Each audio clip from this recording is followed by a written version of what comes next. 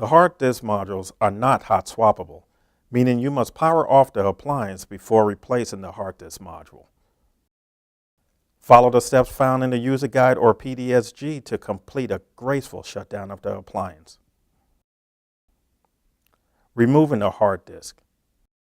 After shutting down the appliance, press the lock and arm release latch to release the hard drive disk module. Once released, pull the hard drive disk module to remove it from the appliance. Set the faulty hard disk module aside.